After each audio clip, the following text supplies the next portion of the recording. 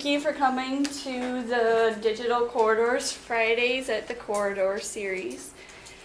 Today we're welcoming Anne-Marie Houlihan. She comes to us from Agile Advantage.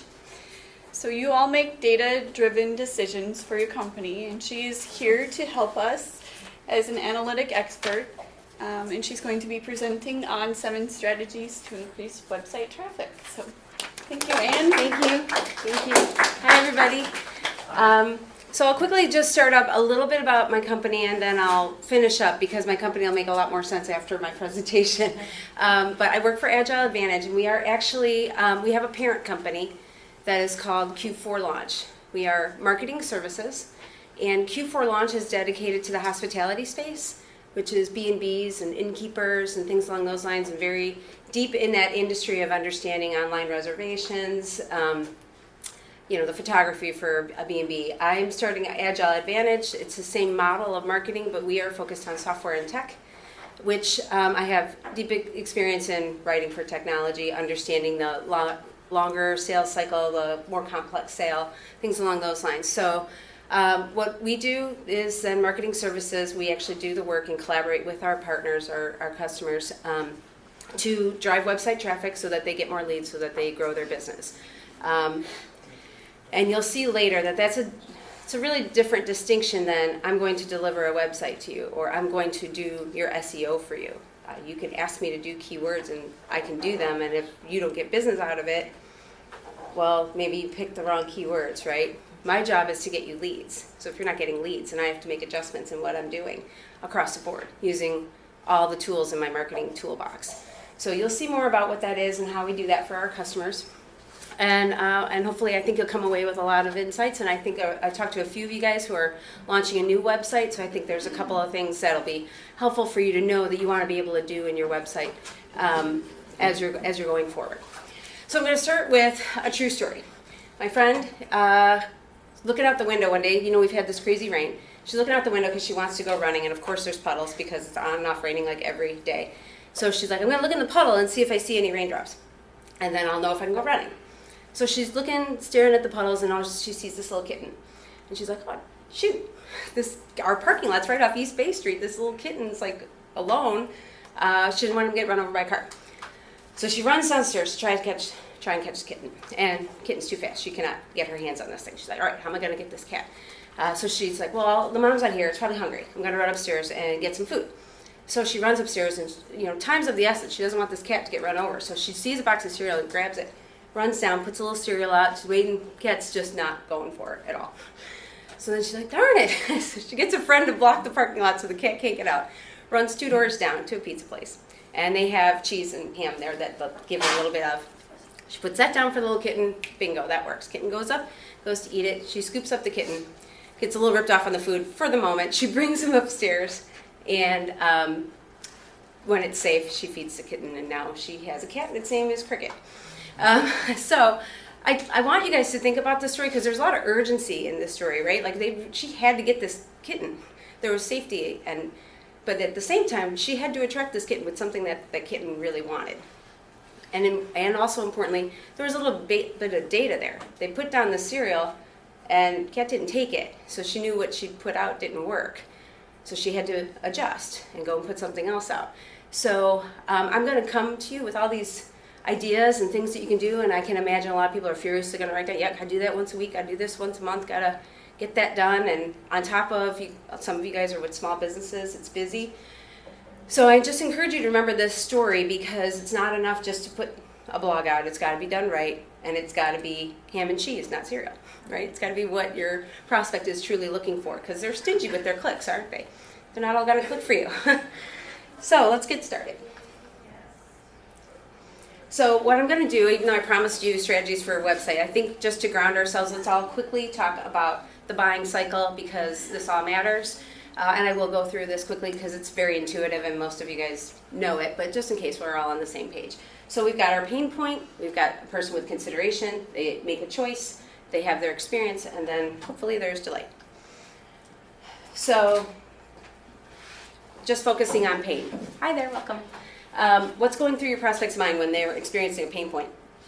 generally, to be general for this audience, isn't there a better way? I mean, for the most part, I'm focused on software and technology, which is about automating and making things predictable, reliable, risk averse, isn't there a better way? And so they're going to go to Google and they're going to ask, isn't there a better way? A whole bunch of different ways, a whole bunch of different terms. What do you need to have out in the interweb that's going to answer their question? And so what they're going to respond to really well at this level, because it's high level, they haven't even really fully acknowledged that they have a problem, they're just wondering, is a blog, right? So a blog, 500 words, easy to read, not a big time commitment, solutions to their pain point, options they can consider, and what to look for. Once they get to consideration, they're like, okay, I definitely have a pain point, and there is a solution out there. But now, how do I pick? Again, we're talking about website development for everybody.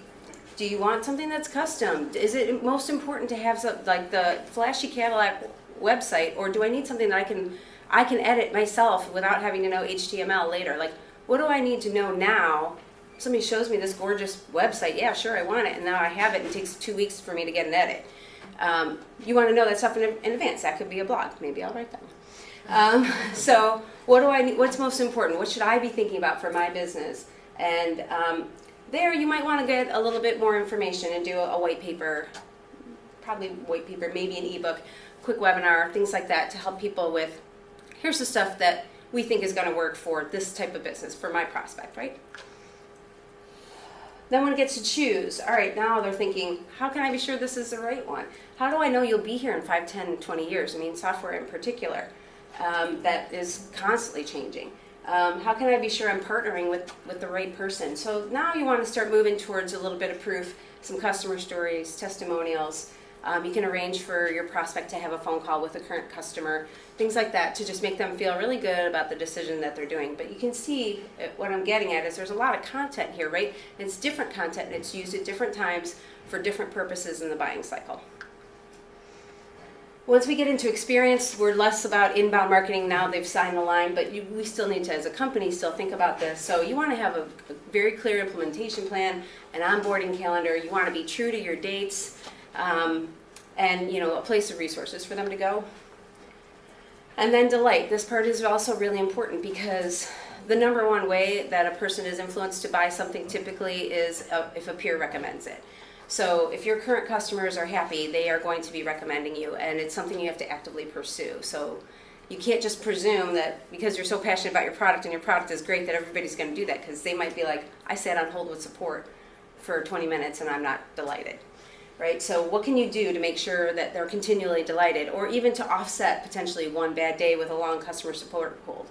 You continue to give them thought leadership. You continue to give them product upgrades and anticipate their needs with fixes. So as you continue to just be in their world with some positive stuff, hi, do you want to learn how to drive website driving?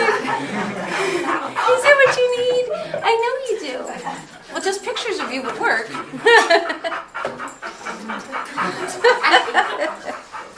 Okay, bye. Okay. Yeah, exactly. All I needed was a little lotion on my leg, right? All right, so now we understand the buyer's journey, and I hope that was a good grounding place for you. So now we can go into our 7 steps. Okay? So, strategy 1, send more email. So the biggest misconception is people hate email. People hate junk email. People like information being delivered to them that's helpful and is relevant to them. They spend 28% of their day doing email. So if we use the analogy of fish where the fish are, if they're checking email all the time, you should be sending them an email. What else? What's my next slide? So, and it can be a nice looking one, but it should be visual, it should be clean, it should be very clear. That's probably the biggest thing, is people, because they have so much information in their head, nobody's going to read all that, right? So you've got to be, what do I want you to do? How do I make it clear? What information, what's the minimum information you need to do? And then how to make it easy for you to take the next step. Let me just see if I had more. Let me back up a little bit. So the other thing about email is that you need to do it probably twice a month. I shouldn't say probably, you should do it twice a month.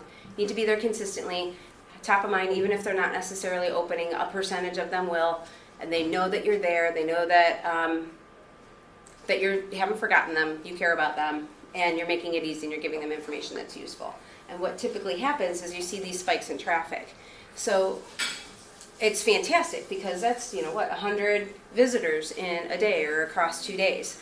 You want that website traffic. I mean, once you get your website built so that it's your employee that works 24 hours a day, 7 days a week, and is converting leads, all you got to do is get them there, right? Because you're going to have this killer website that's going to be lead generating. So you want to get that traffic, and if you're not doing this regularly, you're just basically walking away from all those spikes in traffic. So you want to do it consistently. And what we typically find is a customer will do an email, and then they'll be like, they're just busy with their job, and they're not even necessarily looking at data. They didn't even know it necessarily did something for them.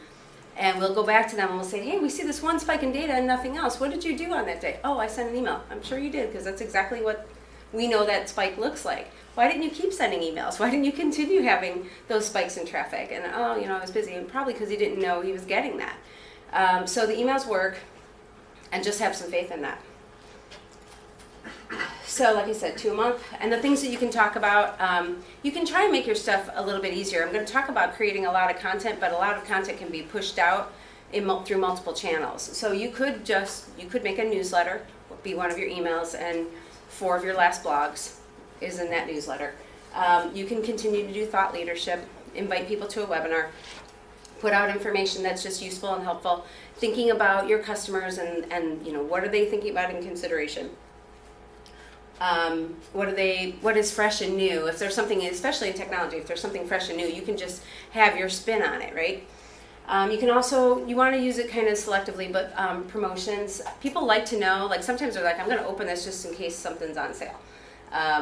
And because I'm starting to think about it, and if they've got a deal and a promotion, I want to know about that. But if they know you never have a promotion in there, they may or may not do that. So you don't want to make it too salesy, but every once in a while, it's not a bad idea to promote that. And of course, if you have product functionality improvements, you want to absolutely get credit for that. That's how we're continuing to delight, right? Use great subject lines. So 5 ways to automation drives profits is a strong subject line. Newsletter, issue number 11, not so much. So again, they're stingy with their clicks. You got to make this something that they want to open up, but then also something that they feel like, okay, if I open this, it's not going to take me 2 hours, right? So when you say 5 ways, you're like, okay, I got time to look at 5 things.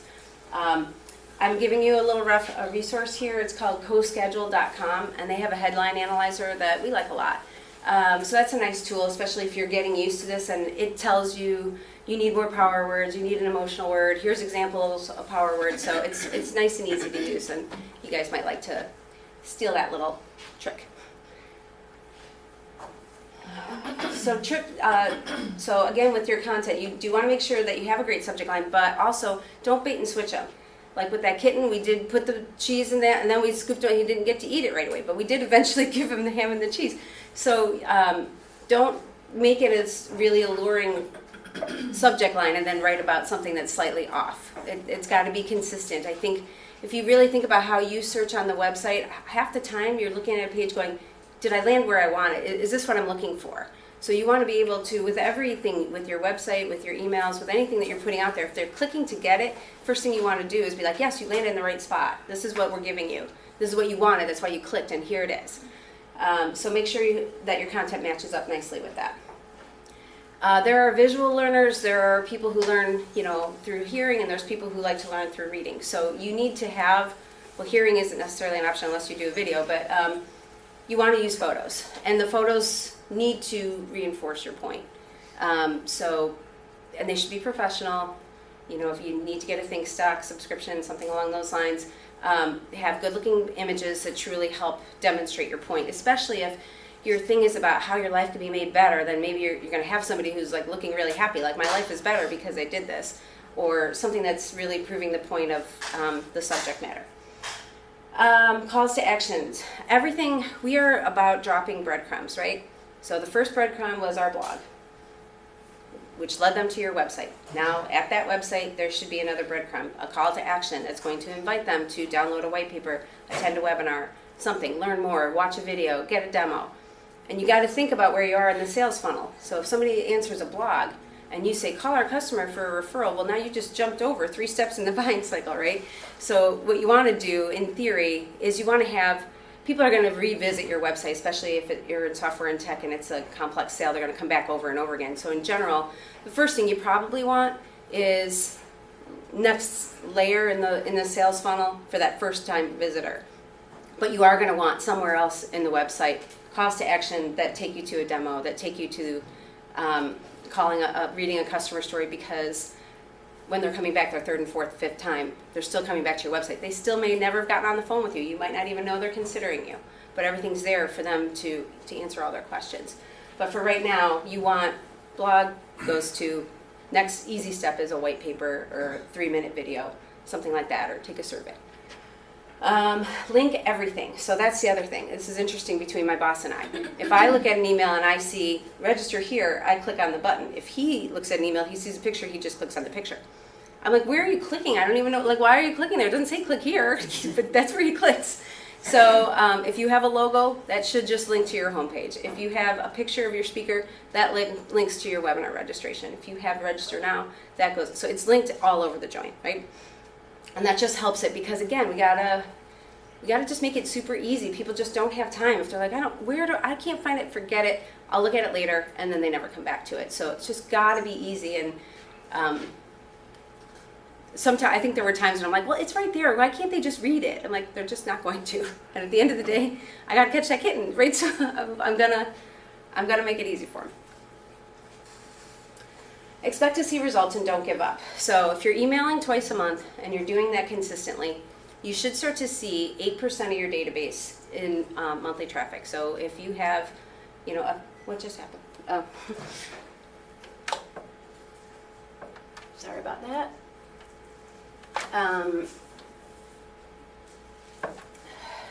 So if you have 1,000, you should be seeing 80 visits to your website. So this is the other thing that's important. What if you're not seeing 80? Like, what's going on? Well, then you put down dry cereal, right? You didn't put something that they wanted to pick up. And if you're not looking at your data, if you're not watching how that email performed, you don't know that it underperformed. You also don't know it unless you came here to expect 8%. So these are the things to watch for. And when I say 8%, this is important because you're going to be looking at this over a month. That's 4% per email. So 40 will be from one email, 40 will be from the other. That gets you your 8% of traffic. It also leads us to the next thing about, well, if I can get 8% of traffic from my database, and my database is bigger, then what do I do? Obviously the law of numbers works in our favor. So you want to maybe start thinking about that. And I don't really go into this a lot, but as you have all this content on your website that's designed to be lead generating, it should also, when there's more value in it, it should be gated. I think you guys all know this, but gate it. The more valuable the content, the more questions you can ask of the person. In minimum, you want their email so that you can get them into your email nurturing database. But sometimes there's some people who are like, I don't really need the email. I want to know how big their company is because I want to start to figure out who to segment. Like, I know that my sweet spot's right here. So if all these people are giving me their email, but they're not in my sweet spot, then I don't want to waste my time on them. So you decide what information you really need to drive your business, and that's what you get your information with. So all this content, while it's making you a thought leader, it's driving website traffic, it's helping people convert through the buyer's journey, it's also helping you nurture them, because it could be a year from now. And let's think about it. One person is smart and says, there's got to be a better way, la la la la. They go to their boss and they say, great idea, no budget. Come talk to me when we have our budget next year. So you caught somebody, but it's going to be a whole year, and you've got to still kind of stay with them and still prove that you're top of mind and you're still thinking about them. So that's why you want to really grow that your email database, and also you can look into list buys. Open your workbooks, which I did not give you, and that's intentional because I didn't want everybody doing a working session. We don't have enough time. But anybody, leave me your business card and I will send you the workbook, and this will help you kind of go through some of the exercises. So I'm not gonna tell you every question that's in it or anything like that. So we'll just blow by these pages when it says open your workbook in the future. And I think this recording will be available. So if you want to go with the workbook and the recording, you can do them together. Write more blogs. let me back up a little bit. Tell me what you guys think of as blogs. Tell me what do people blog about? Somebody just throw something out. Communication. Penguins? Opinions. Opinions. Oh, sorry. I'm like, Penguins. really? Penguins Okay, I watch it. bet.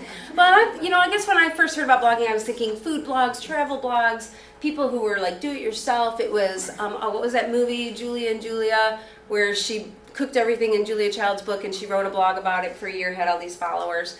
That it was like your personal interest, it was your creative outlet. And that exists, and that's still out there. There's people with a ton of followers, and somehow when they follow their passion, somehow a job, materializes out of it, which is great.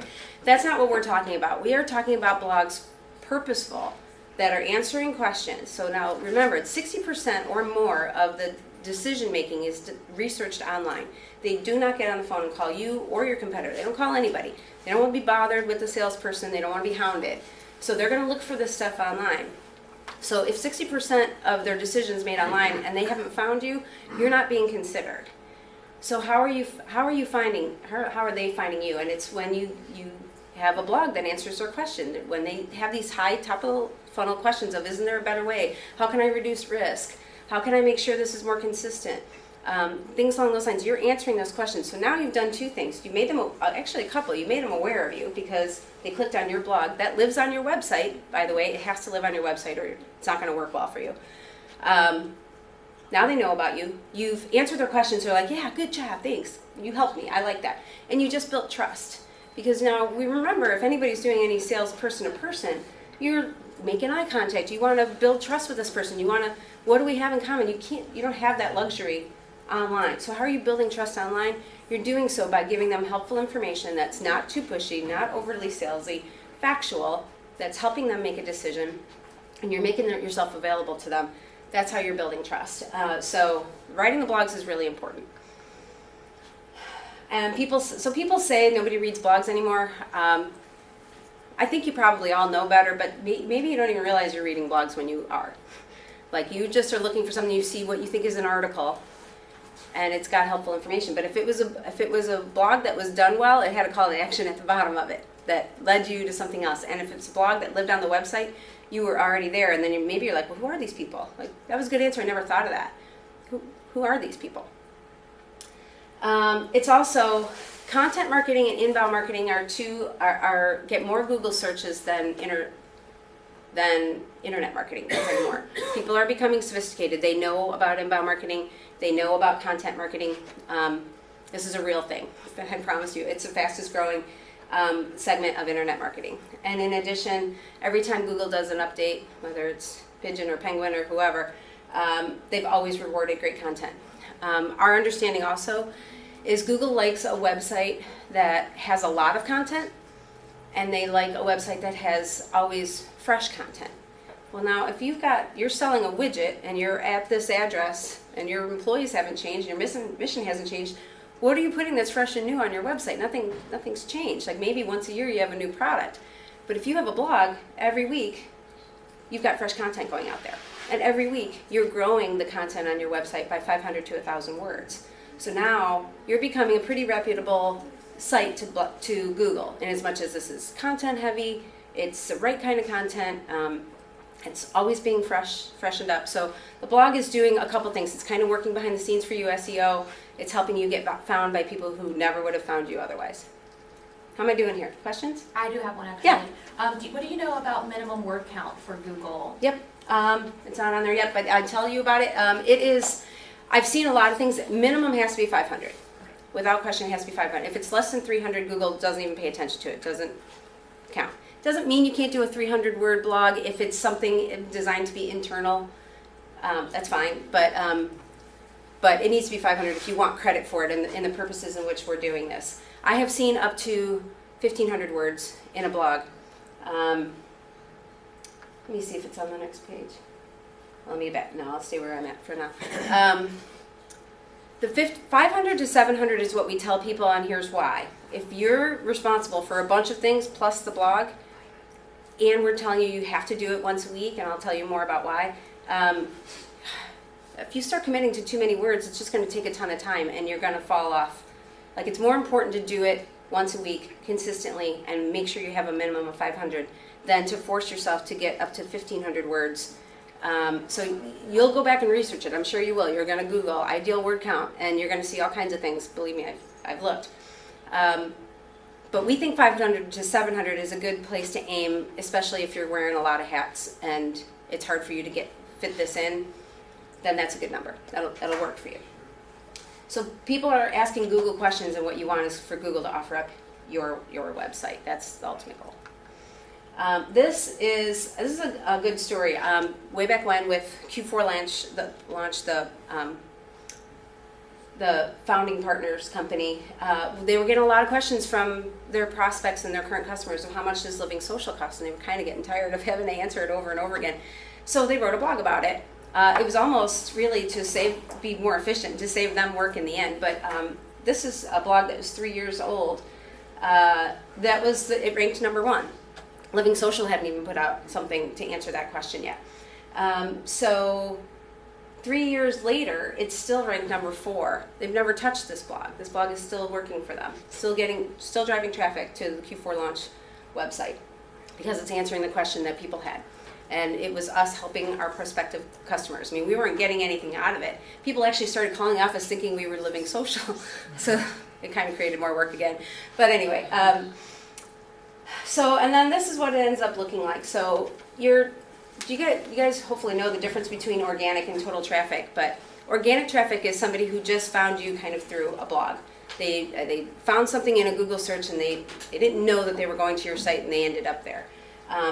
Total traffic includes people who know your URL or somebody who responded to an ad on Google or something like that. They're going directly to your site. But if they're organic, they found you some other way. You really want to have healthy organic traffic because these are people who you don't know about and they didn't know about you. It does look like this, where you blog for a while, and I have a slide coming up a little bit later that'll go more detail, but it's not like you write a blog and all of a sudden you see a ton of traffic. You've got to get going. You have to do it consistently. You have to show Google that you're consistent about it and do it for 6 months, and then you start to get rewarded for it. Unless, for whatever reason, you just hit on one topic that was really knocked it out of the park that everybody's asking about. So 7 elements of a great blog post. Number 1, you want to have your keyword phrase. And for us, what we do with our customers is we start with a keyword phrase, but then we go into the Google Keyword Planner and we look at the search traffic. So we might want to say, how much does living social cost? But we find that people are actually typing in the costs of living social. So we'll flip it around to whatever people are actually searching on and make sure that that's what we're using in our blog title. And you repeat it 3 to 4 times. So the way we do that is we put in the URL. So those of you building a website, again, make sure that you have a blog that it is on there. And we like to use WordPress, and it's automated. Your blog title goes into your URL. When it does that now, so this is all helping your SEO, right? Because you want to be known for knowing X information. So it's got to be in your title. If you almost think about it as when you were in high school and you had a term paper, and let's just pretend that the teacher said, I'm going to give you points for different sections. I'm going to give you points for your title. I'm going to give you points for your opening paragraph. I'm going to give you points for your imagery. And I'm going to give you points for making sure you use these words 4 times. That's kind of what Google does. So you want those keywords that you have in mind, you want it in your title, in your URL, you want to tag your picture with it, and you want to use it in the body of the blog. Conversationally, sometimes that's hard. I wouldn't force it from being readable, just to force it in the 4th time. So just try and work with that. Like I said, 500 to 700 words, so had that for you. Include an image or 2. Again, people are very visual. You can tag those images. It's going to help your SEO. Internal and external links. A lot of people don't know about this, but Google really wants to provide quality content for people. And if you really think about it, there's some crazy websites out there that they have no interest in being honest or high integrity or anything. So what Google has figured out is reputable websites link to reputable websites, and irreputable ones do not. They don't want to take you. They don't want to send you anywhere. Also, Google doesn't like a dead end. So if you've enticed them with a blog, they like to know that the person could go someplace else from there. So the way I do it, because I don't want to send anybody competitive to me, I tend to link a lot to Wikipedia. I link a lot to, if there's any, like when I said there's 60% of the research is done online, that was a study that was done. I'll link to that study so that people know. If you have a statistic at all, you should absolutely link to it. So that's how you can use your external links. Your internal links can be to another blog of yours, to a webinar registration, to a call to action, things along those lines. So then make that a little bit self-serving for you. You want to use white space. You guys have all seen a web page that's just hectic with a bunch of words and you don't even know where you're supposed to go and you quickly click out of them. You want people comfortable in not only in your blog, but comfortable enough to be like, hey, what else do these people do? Let me see more about this website. So it needs to be visually appealing. It needs to kind of have a natural flow, guides your eye. Make sure that you use that. And then, I know I'm giving you all this stuff to do, and if all this is new to you, and you're running a business too, this starts to get a little nutty. Now, here's where you get to a little bit of efficiency. You've written this blog, send it in a newsletter in your email. You have to do social media, and we'll get to that. Send it out in social media. You're networking all over the place. Now you've got something fresh to talk about because you just researched this, right? I had a blog about Martha Stewart's business was worth $2 billion once. It sold for $323 million.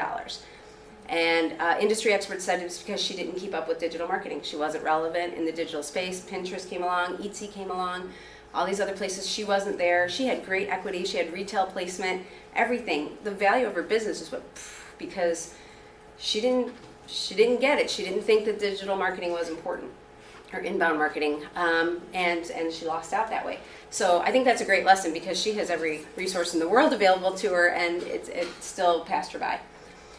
Posting weekly is important. Now, there's a saying, people say, how often should I blog? And say, how often do you want to be found?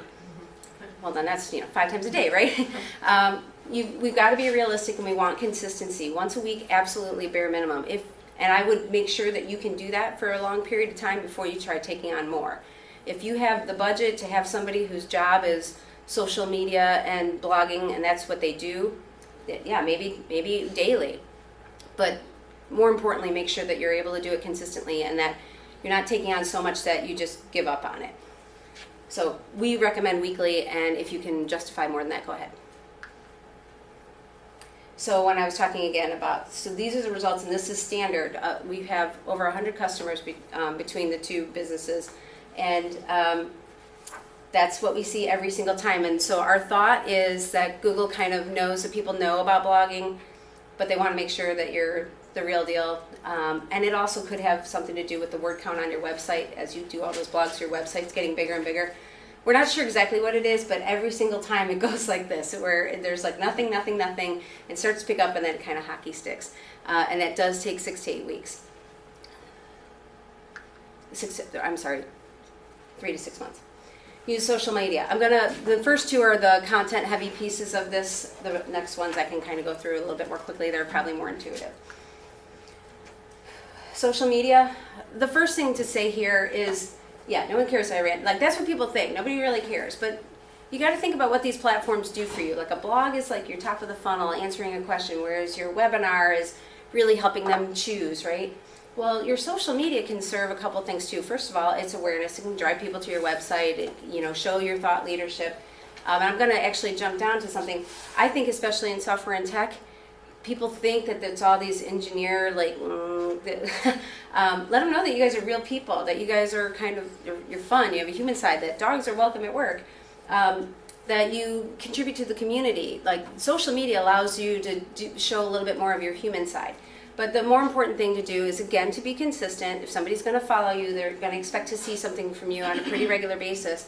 So don't take on too many platforms at once, and be thoughtful about the platform that's going to work well for you. So, Pinterest, if you're software and tech, I'm thinking no. I'm thinking LinkedIn is going to work. Facebook is still going to work. Twitter can work. So look at those. Think about the platform that works best for you. Start with those, and then this is my habit. I write my blog. I get the URL. I go to Bitly. I shorten it. I put it out in a tweet. I go to Facebook. I post it. I go to my Facebook. I like it and share it. LinkedIn, same thing. I post it on the company page for LinkedIn. I go to my page and like it and share it. The whole point of all of this is that amongst your friends, you don't even know who of your friends is looking for the solution that a company is providing that you just happen to be following. And if you like it, and your friend's going to see it, and it's just, I mean, it's the whole purpose of this networking, and it really helps you spread out pretty quickly. Keep in mind, in this platform, video and photography is very engaging. A flat text email doesn't work always so well. So when we had you do your blog with a picture, when you put that URL in, it'll pull up the picture. Now, so it just makes it nice and easy. So really put your effort in your blog, and then it's easy to just push out in social media. And then just think of other things to write about, or even better, share and like other people's content if it's growing your industry and it's showing that that you know good content when you see it, and then the people who you shared and liked for are going to do the same for you. Connect your pages by tagging them in your posts. In particular, let's say you're partnering with somebody, tag them in it. If they're somebody who you attended a conference with and you wrote a blog about it and you're sharing it in social media, tag that person. That's that kind of social giving that usually is reciprocated. And you can highlight your price promotions in social media too.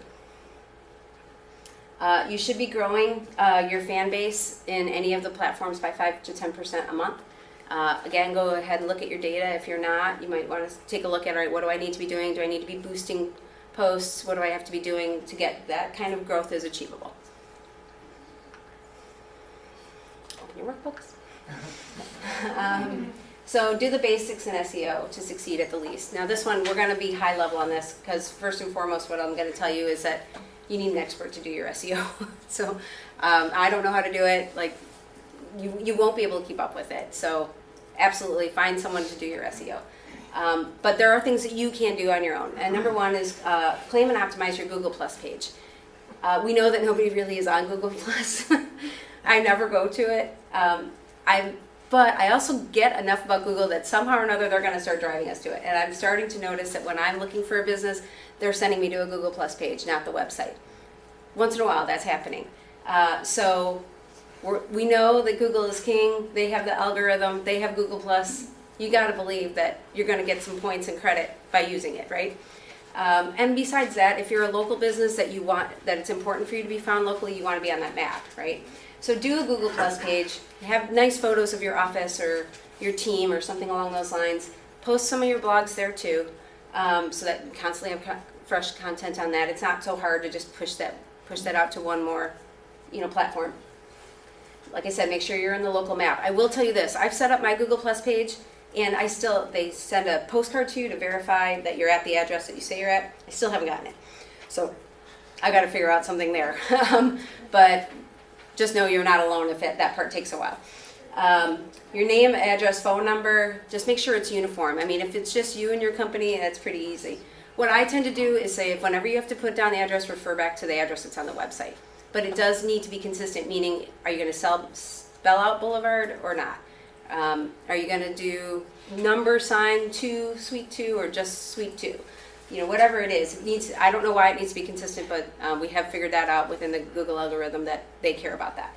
So make sure that that's uniform. That's easy. It's the kind of thing that if you didn't know it, you wouldn't know you might be doing it wrong. So let us help you out there.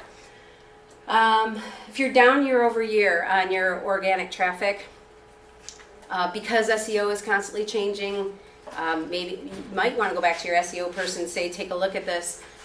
But more importantly, the one thing is maybe at that point you've been blogging for a year, maybe increase your blogs, do 3 a month do 5 a month instead of 4, something like that. Take that up a little bit. That will probably really help you with your SEO. And like I said, you should have an expert. So you should refer to them if you're noticing any problems. But that's how you're going to know to go back to them. It's like, my organic traffic is down and I'm doing the things I'm supposed to be doing. Let's dig into this. How am I doing so far? Good. All right. Oh, you have a question? The rumor that Google Plus is going away. I haven't heard that rumor, but it could be. Like I said, nobody's really using it, so they're going to do one of two things. My instinct is they're either going to drive us to it, or they're going to realize that it was a swing and a miss.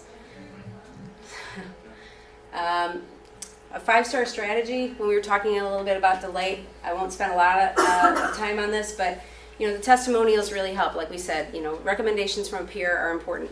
If anybody calls you and compliments you, you ask them if you can use them in your marketing content.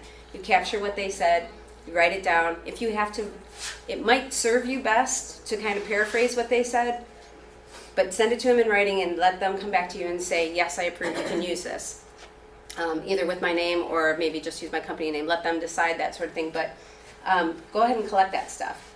If you've got a way to have people review your product or your services or anything like that, try and go ahead and do that with autoresponders. So if somebody just downloaded something, you might send them, thank you, review our product. And put some of your testimonials on Google+. And obviously if it goes away, then this part of the slide goes away.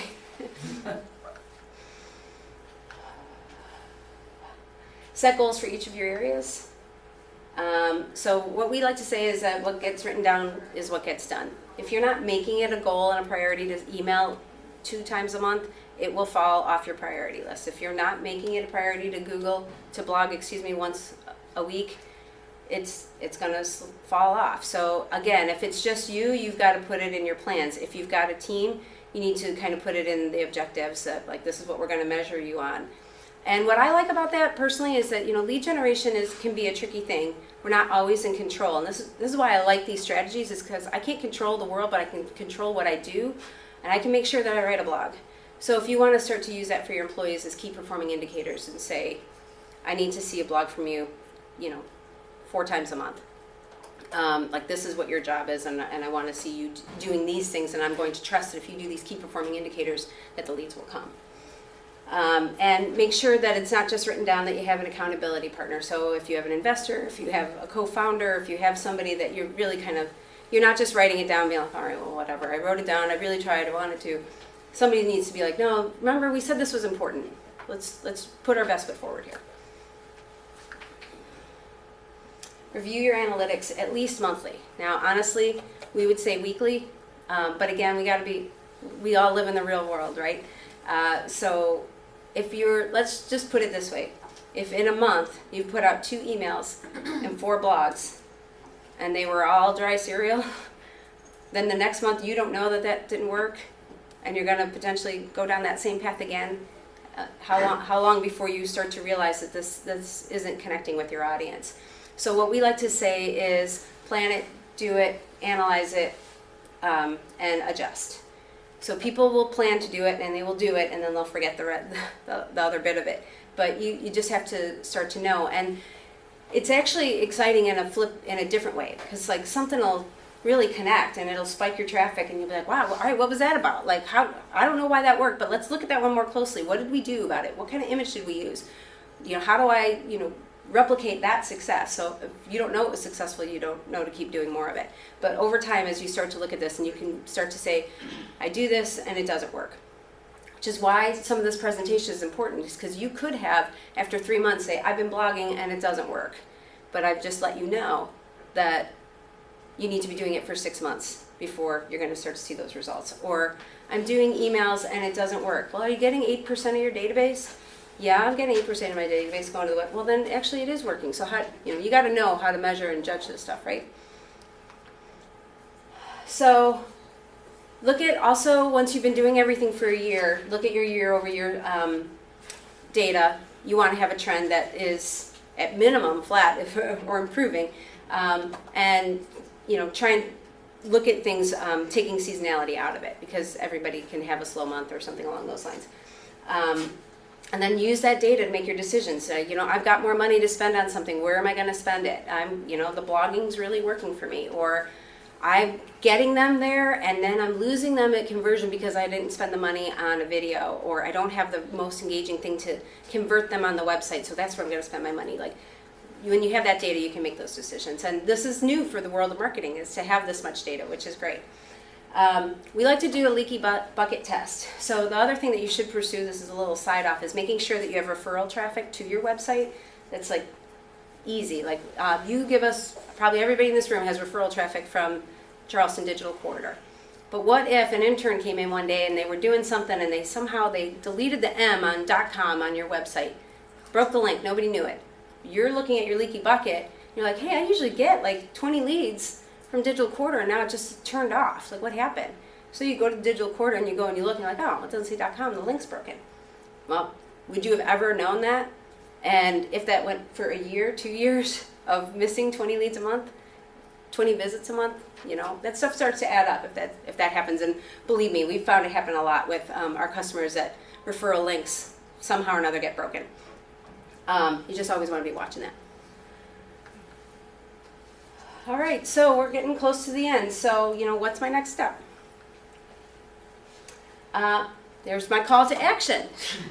You request a free marketing grader. We actually have a lot of services that we do for free. We leverage an inbound strategy ourselves, try and give away information, give away valuable content so that people can come back to us. So we do offer a free marketing grader and other things if you take a look on our website. So I said I'd tell you what we do. We do all of this. If I sign somebody as a customer, I take them live with a website in a month. Typically with that, just quickly, if you already have a website and it's great, and it really meets all your needs, and we won't mess with it. We'll just make sure everything's tagged properly. Like I said, our job is to generate leads, so everything has to be tagged so that I can say this blog is what brought this person to your site, and so I'm responsible for that lead and the associated sales, or I brought those to you, right? If I can't see that, I can't prove to you that I've delivered you anything. So we do want to make sure everything's properly tagged. That's why we get involved on the website. We take your marketing live within 1 month. So we start doing your blogging, your emails, your social media. We have the subscriptions to marketing automation, to mailing out emails, so you don't have to get that software. We have the subscription to ThinkStock. All that stuff comes with us. We do the SEO, and we do the analysis, and we come back to you monthly and say, here's how it's working, and we manage expectations. We do ask anybody to come with us for 1 year to start because of how long it takes for blogging and email marketing and SEO to work. But after that, it's a monthly subscription with us, and you can leave at any time. We have a really high retention rate. So the whole idea is that this is important to get done. Depending on where you are, the size of your organization, what you're able to do, you might say, yeah, I agree, it needs to be done, and I just don't see how I can get it done. Because our job is leads, if any one of those is broken, it's our responsibility to get in there and mess with it and fix it because we committed leads to you.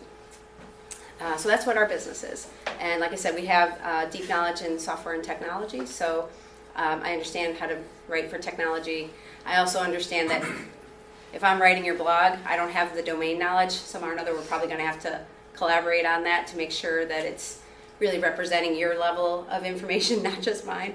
So we work through all of those things. What kinds of questions do you have?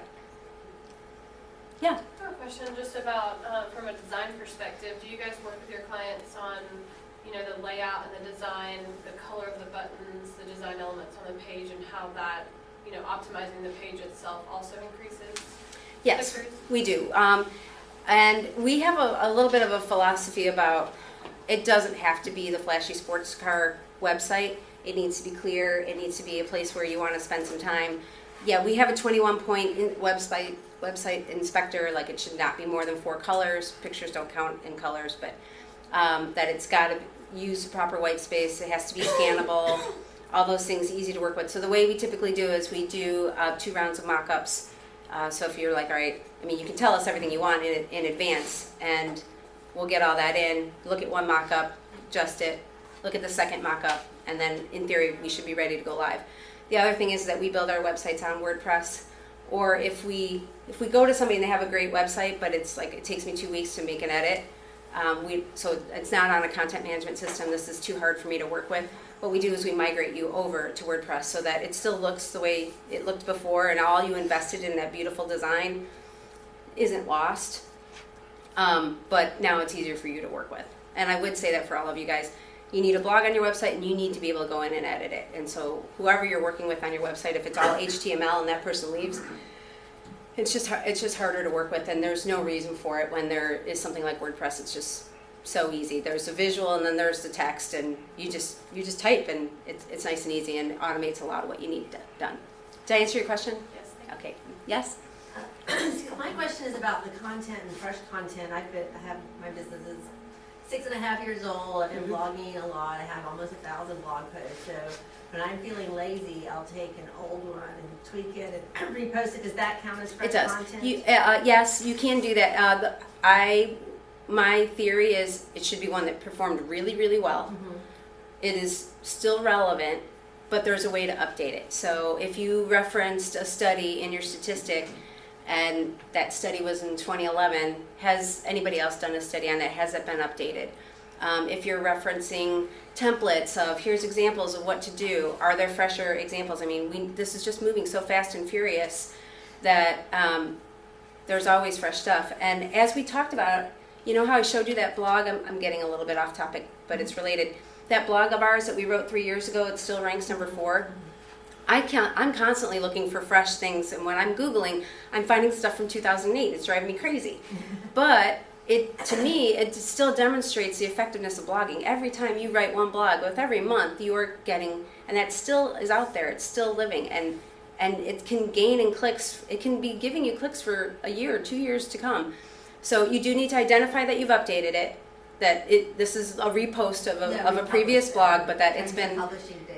Yeah. Does that Well, make sense? no, you want to put a notation in there. This is an update of a blog posted on X date, and then you do want to technically update a few things in it. That's the best way to do that, rather than just kind of put the same blog out. Okay, well, I always update it, but I didn't do Yeah. the noting that I. Note that you have, and try and make sure that you've updated your links or updated some of the data or whatever. Thank you. Mm-hmm. Emery, too, you had the workbook Yeah. kind of every now and again. I'm really one just kind of gained a lot of good information Thanks.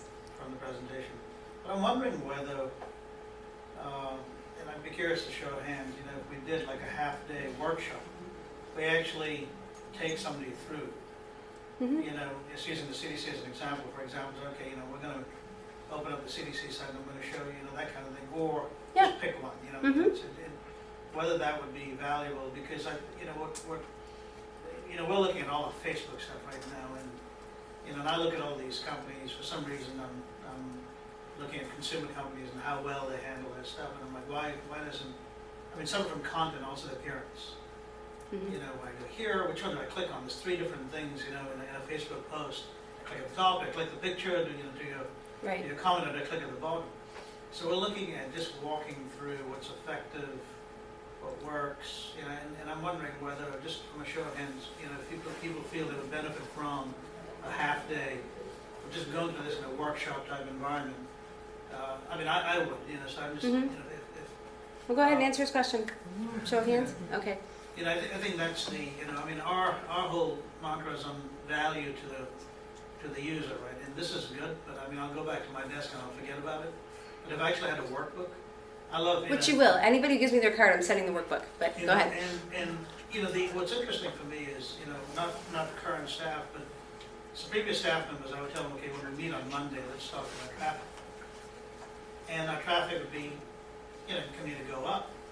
And then I'd kind of look at it and I'd say, okay, now, I'm not really interested in telling me why that's going up. Can you tell me why it's going up? Right. And then What's some people driving are it? like, Yeah. what? And you can do that. And I think that's the kind of stuff, it's like, what are the things that you can do or not do that makes it efficient? And I think it's more of what you don't do. And, I think this is great about what you do, but, I think in an extended session, it's a half day, lunch at the end, and then you get on your merry way.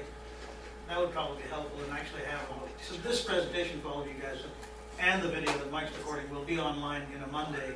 If you go to the CDC page, if you go to the CDC site, you go click on community, you'll see Fridays of recording. They're all in there. We've been recording them for 3+ years now. So you can find, that's the other thing is, these presentations do show up. Right.